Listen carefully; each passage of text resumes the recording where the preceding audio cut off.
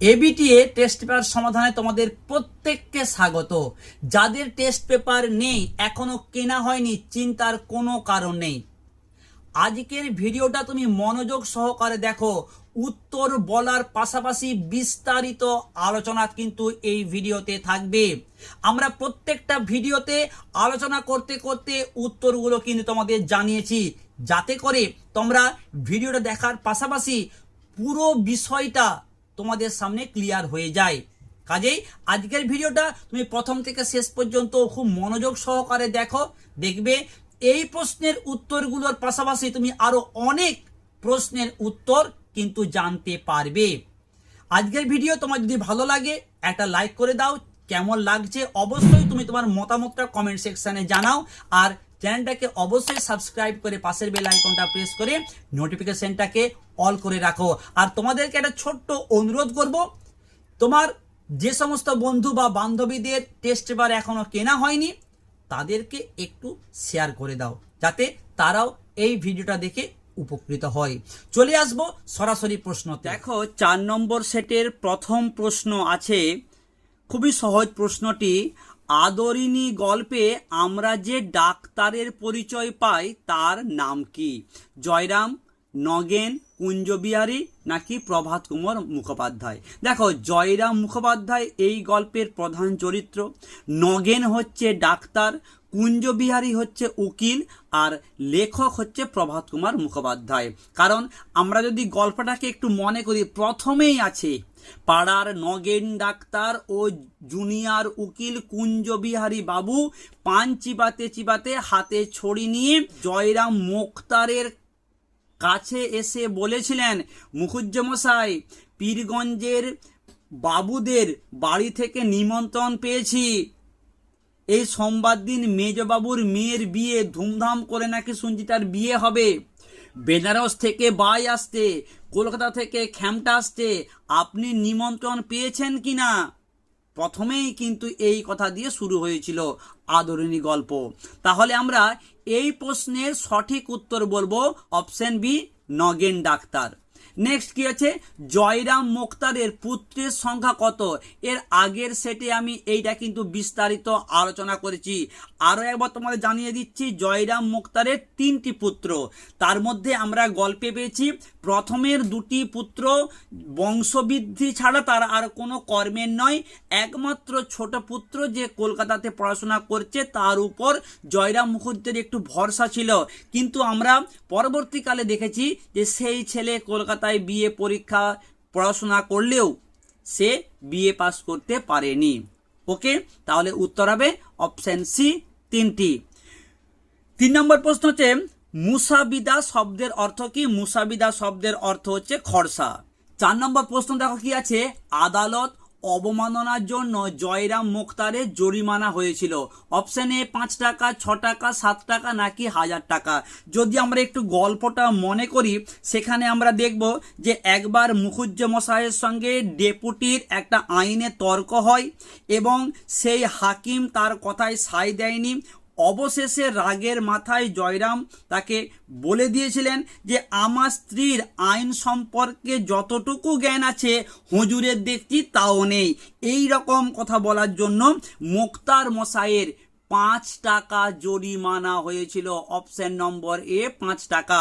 এই প্রসঙ্গে তোমাদের আরো একটু জানিয়ে দিই, এই 5 টাকার বিরুদ্ধে গিয়ে তিনি হাইকোর্টে গিয়েছিলেন এবং সেখানে তিনি 1700 টাকা কিন্তু ব্যয় করেছিলেন। এই 5 টাকার জন্য তিনি 1700 টাকা ব্যয় করেছিলেন। ঠিক আছে, তোমাদের এইগুলো কিন্তু শর্ট প্রশ্ন আসতে পারে যে 5 টাকার জন্য তিনি কত টাকা ব্যয় করিয়াছিলেন? 1700 টাকা। ওকে, নেক্সট, একটি মাদি হাতি আছে, এখনো বাচ্চা, বিক্রি করবে কিন্তু বিস্তর দাম চায়। এই প্রশ্নের সঠিক উত্তর কি? এই প্রশ্নের সঠিক উত্তর আমরা বলবো অপশন নম্বর ডি, 2000 টাকা। 6টা, বাংলা ভাষা কোন ভাষার গদাই লস্করি চাল বলে স্বামীজি বলেছেন? এই প্রশ্নের উত্তরটাও কিন্তু আমরা অলরেডি একাধিক সেটে দিয়েছি। ঠিক আছে, তো এই প্রশ্নের উত্তর তোমরা সবাই জানো, যারা আগের সেটগুলো দেখোনি অবশ্যই তোমরা চ্যানেলে গিয়ে দেখে নাও। এই প্রশ্নের উত্তরটা আমরা বলবো সংস্কৃত ভাষার। সংস্কৃত গদাই লস্করি চাল, অপশন সি হবে সঠিক উত্তর। ওকে, নেক্সট দেখো কি আছে, 7 দাগের প্রশ্ন বলছে যে কোন ভাষা প্রাকৃতিক নিয়মে বলবান হচ্ছে এবং ছড়িয়ে পড়ছে। বলছে কলকাতার ভাষা নাকি গ্রাম্য ভাষা, সংস্কৃতি ভাষা না পালি ভাষা। এই প্রশ্নের উত্তরটা আমরা সবাই জানি, খুবই সহজ প্রশ্ন। উত্তর হবে অপশন নম্বর এ, কলকাতার ভাষা দিকে দিকে ছড়িয়ে পড়ছে এবং বলবান হচ্ছে, তাই মানুষ কলকাতার ভাষাকেই বেশি গ্রহণ করছে। Option A right answer. 8 দাগের প্রশ্ন দেখো কি আছে, স্বাভাবিক ভাষা বলতে স্বামীজি কি বুঝিয়েছেন। স্বাভাবিক ভাষা বলতে স্বামীজি বুঝিয়েছেন, দেখো এখানে যে অপশনগুলো আছে খুব কিন্তু ভাইটাল। স্বাভাবিকভাবে উদ্ভূত ভাষা, দৈনন্দিন জীবনে মুখের ভাষা, সহজ ভাবের ভাষা না সহজ সরল ভাষা। দেখো স্বাভাবিক ভাষা বলতে স্বামীজি বলেছেন আমরা যে ভাষায় কথা বলি, আমরা যে ভাষায় চিন্তা করি, আমরা যে ভাষায় ভাবি, সেটাই হচ্ছে স্বাভাবিক ভাষা। অর্থাৎ আমাদের দৈনন্দিন জীবনের মুখের ভাষাটাই হচ্ছে এই প্রশ্নের সঠিক উত্তর হবে স্বাভাবিক ভাষা। ওকে, নেক্সট 9 দাগের প্রশ্ন ভীষণ গুরুত্বপূর্ণ। এই প্রশ্নটা কিন্তু প্রথম সেটেতে ছিল। কবি শ্রীজাত ধর্মের দখলদারিকে কি বলেছেন। প্রতিষ্ঠান নিরপেক্ষতা, প্রতিষ্ঠান সহমর্মিতা নাকি প্রতিষ্ঠান আনুগত্য। ডিএটা হবে সঠিক উত্তর প্রতিষ্ঠান আনুগত্য। প্রথম সেটে আমরা এই প্রশ্নটা কিন্তু পেয়েছিলাম। ঠিক আছে, পরের প্রশ্ন আসছি 10 দাগের। কি প্রশ্ন আছে, আব্দুল করিম খাঁ একজন নৃত্যশিল্পী, সঙ্গীত শিল্পী, চিত্রশিল্পী নাকি নাট্যশিল্পী। আমরা যদি কবিতাটা প্রথমেই দেখি, আব্দুল করিম খাঁর ধর্ম ছিল গান। আর চিত্রশিল্পী কে ছিলেন, ভ্যান গগের ধর্ম ছিল উন্মাদনা আঁকা। গার্সিয়া লোরকা ধর্ম ছিল কবিতার জিত। লেনিনের ধর্ম ছিল নূতন পতাকা, আর আগুনের ধর্ম ছিল ভস্মের চরিত। অর্থাৎ আব্দুল করিম খাঁয়ের ধর্ম ছিল গান। অর্থাৎ এই প্রশ্নের সঠিক উত্তর হবে অপশন নম্বর বি, সঙ্গীত শিল্পী। আর কি বললাম না, ভ্যান গগের ধর্ম ছিল চিত্রশিল্পী বা আঁকা। গার্সিয়া লোরকার ধর্ম ছিল তার কবিতার জিত, আর লেনিনের ধর্ম ছিল নূতন পতাকা। এর আগের সেটি আমরা পেয়েছি আগুনের ধর্ম ছিল কি, ভস্মের চরিত। ঠিক আছে, নেক্সট প্রশ্ন দেখো কি আছে, সপ্তডিঙা। সপ্তডিঙা কথাটি সাধারণভাবে যে কাব্যের সঙ্গে যুক্ত, এটা হবে মঙ্গল কাব্য। তোমাদের জানিয়ে দিই, মঙ্গল কাব্যে যে মনসা মঙ্গল কাব্য আছে, সপ্তডিঙা করে চাঁদ সওদাগর বাণিজ্য করতে গিয়েছিল। অপশন বি হবে সঠিক উত্তর, মঙ্গল কাব্য। 12 দাগের প্রশ্ন দেখো কি আছে, শানিত ইস্পাত খণ্ড বলতে বোঝানো হয়েছে। আমি তোমাদেরকে কবিতাটা একটু জানিয়ে দিই। এই হৃদয়ের খাপে ভরা মন্তপ্রুত অসি, শানিত ইস্পাত খণ্ড অভঙ্গুর নাম ভালোবাসা। তাহলে শানিত ইস্পাত খণ্ড বলতে এখানে অপশন সি অসির কথা বলা হয়েছে। ওকে, 13 দাগের প্রশ্ন দেখো কি আছে, জাদু অশ্ব সিন্ধু জলে যা সাজে। জাদু অশ্ব সিন্ধু জলে সাজে সপ্তডিঙা।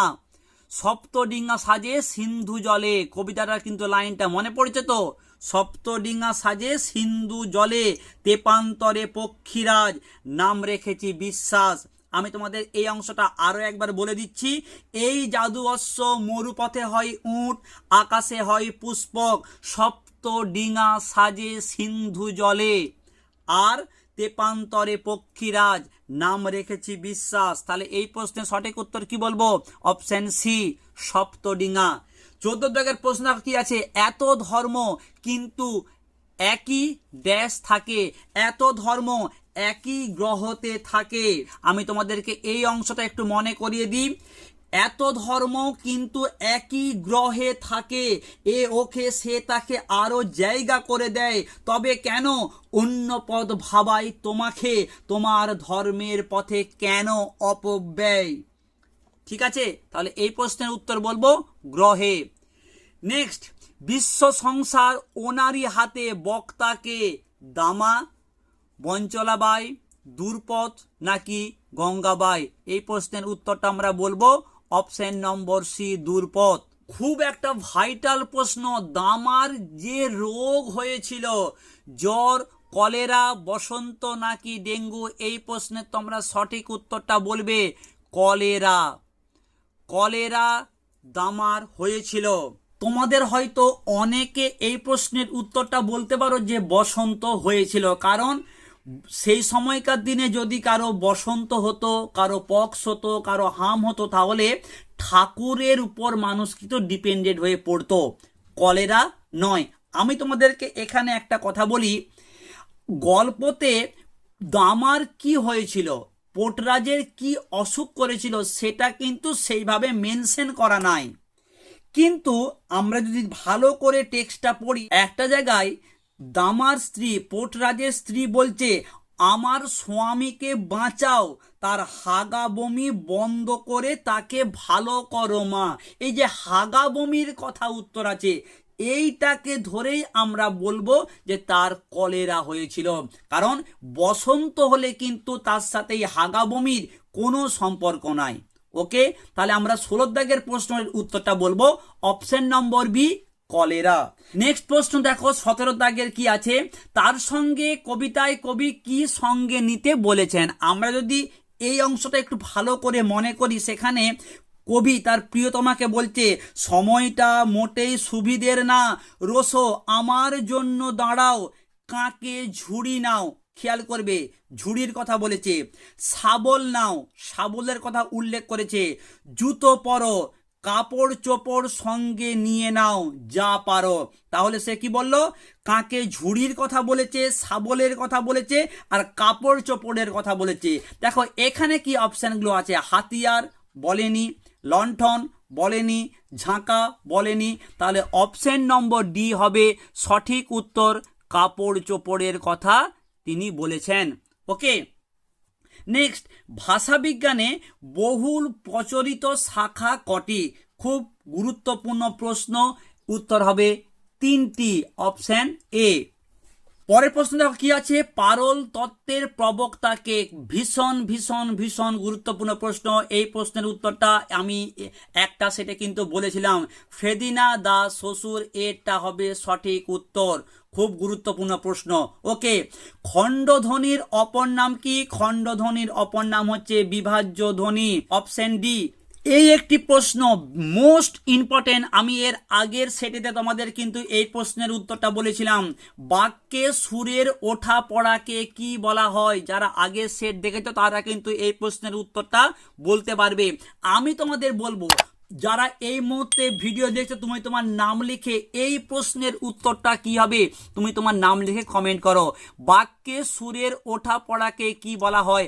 অপশন এ জ্যোতি, অপশন বি দল, 3 নম্বরে আছে সিএতে সুর তরঙ্গ নাকি শাঁসাঘাত? ভীষণ ভীষণ ভীষণ গুরুত্বপূর্ণ প্রশ্ন, বাক্যে সুরের ওঠা পড়াকে কি বলা হয়? ওকে, পরের প্রশ্ন কি আছে 22 দাগে দেখো, শব্দার্থ তত্ত্বের আলোচ্য বিষয় কি? এই প্রশ্নের উত্তরটা আমরা বলবো অপশন বি, মানব ভাষায় ব্যবহৃত বিভিন্ন শব্দের অর্থকে এবং তার কার্যকে খুঁজে বের করা, অপশন বি এটা হচ্ছে সঠিক উত্তর। নেক্সট প্রশ্ন মোস্ট ইম্পর্টেন্ট, এই প্রশ্নটাও এর আগের সেটেতে আমরা ছিলাম এবং তোমাদের কিন্তু বলেছিলাম যে খুব গুরুত্বপূর্ণ প্রশ্ন। এই 23 নম্বর 24 নম্বর অত্যন্ত গুরুত্বপূর্ণ প্রশ্ন। থিসরাস শব্দের ব্যুৎপত্তিগত অর্থ কি? থিসরাস শব্দের ব্যুৎপত্তিগত অর্থ হচ্ছে রত্নাগার। ওকে, 24 দাগের প্রশ্ন, তুলনামূলক ভাষা বিজ্ঞানের সূত্রপাত করেছিলেন কে? এই প্রশ্নটাও আমরা আগের সেটে পেয়েছি, sir William Jones, option D হচ্ছে সঠিক। 25 দাগের প্রশ্ন দেখো কি আছে, শৈলী বিজ্ঞানের দিক থেকে লিখন শৈলীর বিচার হলো নৈবিত্তিক বিচার। স্যাম ওয়েলিসলি একেই বলেছে ভীষণ ভীষণ গুরুত্বপূর্ণ প্রশ্ন। এই প্রশ্নের উত্তরটাও তোমাদেরকে আমি অলরেডি একটা সেটে কিন্তু জানিয়েছি, উত্তর হবে চিন্তার পশা। খুব গুরুত্বপূর্ণ প্রশ্ন এটি। ল ধ্বনিটি কি, এই প্রশ্নটাও তোমাদেরকে আমি একটা সেট জানিয়েছি, তোমাদের কিন্তু এই প্রশ্নগুলো সবার হয়ে যাওয়া উচিত। ল ধ্বনিটি হচ্ছে পার্শ্বিক ধ্বনি। ওকে, ল ধ্বনি হচ্ছে পার্শ্বিক ধ্বনি। নেক্সট প্রশ্ন কি আছে 27 দাগে, বিলিতি ডিগ্রিধারী প্রথম ভারতীয় মহিলা চিকিৎসক কে ছিলেন? খুব গুরুত্বপূর্ণ প্রশ্ন। পুরনো সিলেবাসে কিন্তু এই প্রশ্নগুলো ম্যাক্সিমাম সময় পরীক্ষায় বলো টেস্টে বলো কিন্তু আসতো। খুব গুরুত্বপূর্ণ প্রশ্ন। Kadambini Basu Gangopadhyay, option number B is the right answer. Next, সর্বপ্রথম বাংলায় ধ্রুপদ রচনা করেন কে? সর্বপ্রথম বাংলায় ধ্রুপদ রচনা করেন কে? Ramshankar Bhattacharya, option B. Next, কুস্তি কোন দেশের জাতীয় খেলা? খুব ভালো একটি প্রশ্ন। কুস্তি কোন দেশের জাতীয় খেলা? কুস্তি হচ্ছে জাপান, অপশন বি। কুস্তি হচ্ছে জাপানের জাতীয় খেলা। 30 দাগের প্রশ্ন দেখো কি আছে, নীলরতন সরকারের সঙ্গে যৌথভাবে কলকাতা মেডিকেল স্কুল প্রতিষ্ঠা করেন কে? অত্যন্ত একটি গুরুত্বপূর্ণ প্রশ্ন। তোমাদের বলবো এই সেটের যে তোমাদের সাহিত্য ভাষা থেকে যে প্রশ্নগুলো আছে অত্যন্ত গুরুত্বপূর্ণ প্রশ্ন। ওকে, তো এই প্রশ্নের উত্তরটা কি হবে? রাধা গোবিন্দ কর, মহেন্দ্রলাল সরকার, সুরেশ প্রসাদ সর্বাধিকারী, লাল মাধব মুখোপাধ্যায়, অপশন আমরা বলবো সিয়েটটা। নেক্সট, সমবেত ভদ্রলোকগণ ড্যাশ বন্ধ করিয়া হাত গুটাইয়া বসিলেন, শিল্প নৈপুণ্য, এটা হবে সঠিক উত্তর। নেক্সট প্রশ্ন, নিশ্চিত পৌঁছাবো সেই তৃষ্ণাহর খরজুরের দ্বীপে, বলার কোনো অবকাশ নেই, অপশন সি হবে সঠিক উত্তর। ঠিক আছে, এরপরে দেখো 34 দাগের প্রশ্ন কি আছে, বাক্যটির পুনঃবিন্যাস করো। নগেন্দ্রবাবু বললেন, এ তাই তো, সব মাটি। মুক্তার মহাশয় বলিলেন, কেন রে, হাতি পাওয়া গেল না কেন? সন্ধ্যার কিছু পূর্বে জয়রাম বৈঠকখানায় বসে পাশা খেলা দেখছিলেন। কুঞ্জবাবু নিরাশ হয়ে বলে উঠলেন, পাওয়া গেল না? দেখো, এই প্রশ্নে যদি আমরা উত্তরটাকে এই রকম ভাবে করি তাহলে আমরা 1 নম্বরে বলবো 3 নম্বরটাকে। সন্ধ্যার কিছু পূর্বে জয়রাম বৈঠকখানায় বসে পাশা খেলা দেখছিলেন, এটাকে আমরা বলি 1 নম্বর। কুঞ্জবাবু নিরাশ হয়ে বলে উঠলেন, পাওয়া গেল না, তাহলে এইটাকে আমি 2 নম্বর বলি। তারপরে বলি নগেন্দ্রবাবু বলিলেন, তাই তো, সব মাটি, এইটাকে আমরা 3 নম্বর বলি। আর 4 নম্বরে বলি মুক্তার মহাশয় বললেন, কেন রে, হাতি পাওয়া গেল না কেন? এটা হবে 4। তাহলে এই প্রশ্নের সঠিক উত্তর আমরা কি বলবো, দেখি অপশনে কি আছে। আমরা এটা বলতে পারি যে সঠিক উত্তর হবে এ, অপশন। নেক্সট প্রশ্ন দেখো কি আছে, সত্য মিথ্যা নির্ণয় করো। কি বলছে, যারা লোকহিতায় এসেছেন তারা সকলে সাধারণ লোকের ভাষায় অসাধারণকে শিক্ষা দিয়েছেন, এটা কিন্তু ভুল। যারা লোকহিতায় এসেছেন তারা সাধারণ লোকের ভাষায় সাধারণ মানুষকেই শিক্ষা দিয়েছে, অসাধারণকে নয়। তার মানে আমরা বলবো এই প্রশ্নটা হচ্ছে মিথ্যা। 2 নম্বর দেখো কি আছে, যে ভাষায় নিজের মনে দর্শন বিজ্ঞান চিন্তা করো, 10 জনে বিচার করো, সে ভাষা কি দর্শন বিজ্ঞান লেখবার ভাষা নয়? একদম ঠিক কথা, এটা হবে সত্য, 2টা ঠিক। 3 নম্বর কি আছে দেখো, ভাষা হচ্ছে উন্নতির প্রধান উপায়, লক্ষণ, এটাও কিন্তু অ্যাপ্রোপ্রিয়েট, ঠিক, এটাও সত্য। আর 4 নম্বরটা, প্রকৃতির নিয়মে যেটি বলবান হচ্ছে এবং ছড়িয়ে পড়ছে সেটি নিতে হবে, অর্থাৎ কলকাতার ভাষা, এটাও কিন্তু ঠিক। তাহলে প্রথমেরটা ভুল বা মিথ্যা, আর 2, 3, 4 হচ্ছে সত্য। দেখো, এই প্রশ্নের আমরা সঠিক উত্তর বলবো অপশন নম্বর বি এরটা বলি, যে প্রথমেরটা হচ্ছে মিথ্যা, তারপর সত্য সত্য সত্য। ঠিক আছে, তাহলে বি এরটা হবে সঠিক উত্তর। নেক্সট দেখো প্রশ্ন কি আছে 36 দাগের, এখানেও কিন্তু সত্য মিথ্যা নির্ণয় করতে বলা হয়েছে। কি আছে দেখো, মাঝে মাঝে কেউ না কেউ এসে দৌড়ে দাঁড়াচ্ছে, বাড়ির সামনের বটগাছে একটা কাক চেঁচিয়ে ওঠে, দূরপথ গজগজ করে আপন মনে, এই হলো শ্রাবণ মাস, সারা আকাশ মেঘে ঢাকা।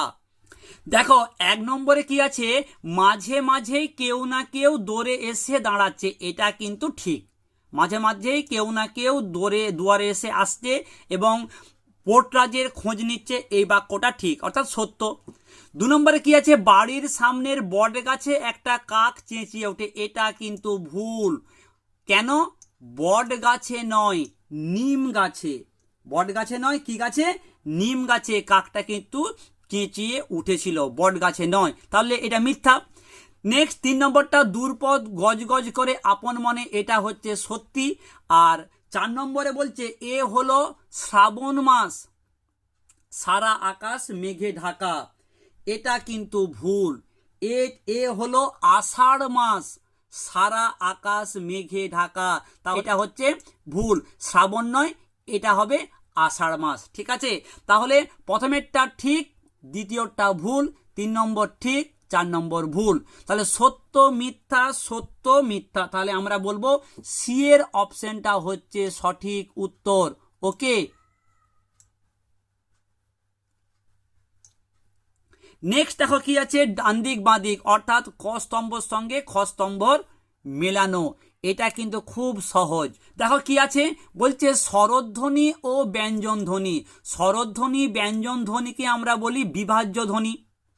বাংলা ব্যঞ্জনের সংখ্যা কত? অপশন নম্বর সি, 30টি। বাক্যে সুরের ওঠা পড়াকে বলা হয় সুর তরঙ্গ। আর খাই, যাও, খই, বউ, এইগুলো হচ্ছে অর্ধ স্বরধ্বনি। তার মানে একেরটা হবে ডি, 2এরটা হবে এ, 3 নম্বরটা হবে বি, 4 নম্বরটা হবে সি। দেখো এই প্রশ্নের সঠিক উত্তর বলছে এটা হচ্ছে সঠিক উত্তর। নেক্সট দেখো আরো একটা তোমাদের স্তম্ভ দেওয়া আছে, ক স্তম্ভের সঙ্গে খ স্তম্ভ, এটাও কিন্তু আমরা একটা আগের সেটেতে করে এসেছিলাম, যে গ্রাম ছাড়া ওই রাঙামাটির পথ, এটা কি হবে? একেরটা আমরা বলবো ডি, এটি একটি রবীন্দ্রসঙ্গীত। একবার গাল ভরা মাকে ডাকে, এটাও আমরা আগের সেটে পেয়েছিলাম, এটা হবে দ্বিজেন্দ্রলাল রায়। 3 নম্বরে কি আছে, যাব না যাব না যাব না ঘরে, অতুল প্রসাদ। আর বান এসেছে মরা গাঙে, এটা হবে মুকুন্দ দাস। তাহলে একেরটা হবে ডি, 2এরটা হবে এ, 3 নম্বর হবে বি, আর 4 নম্বর হবে সি। দেখি অপশানে কোনটা হবে সঠিক উত্তর। দেখো এখানে কিন্তু অপশন এটা বলছে সঠিক উত্তর, একেরটা ডি, 2এরটা এ, 3 নম্বরটা বি, আর 4 নম্বরটা হবে সি। এরপরে আসছি বিবৃতি।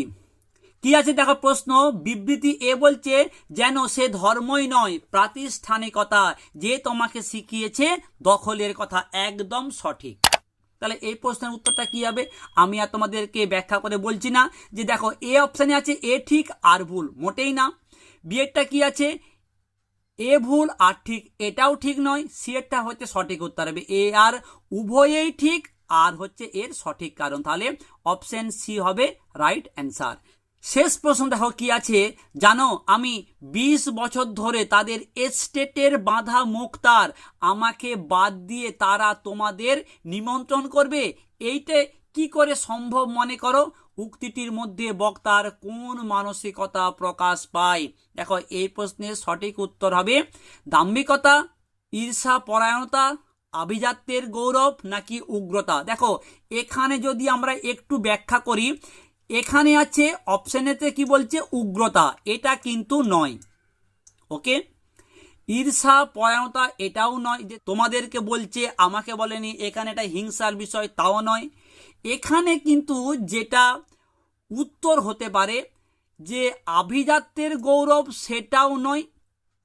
সঠিক উত্তর বলতে পারি এর মধ্যে কিন্তু একটা দাম্ভিকতা প্রকাশ পাচ্ছে, যে আমি তাদের এস্টেটের 20 বছর ধরে বাঁধা মুক্তার, তাহলে নিজের প্রসঙ্গ বলছে। এখানে যদি তার পরিবারের কথা বলতো তাহলে আমরা বলতে পারতাম যে আভিজাত্যের গৌরব, কিন্তু তিনি একজন মুক্তার, তিনি একটা প্রফেশনের সঙ্গে যুক্ত, কাজেই আমরা সেই মানুষটাকেই কিন্তু মেনশন করব, তার ফ্যামিলি ব্যাকগ্রাউন্ড নয়।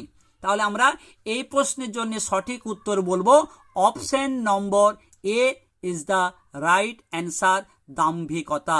এখানেই শেষ হলো আরও একটা সেটের সম্পূর্ণ সমাধান। কেমন লাগলো অবশ্যই তোমরা কিন্তু লাইক কমেন্ট করে জানাও, আর আগের ভিডিওগুলো অবশ্যই তোমরা চ্যানেলে গিয়ে দেখে নাও।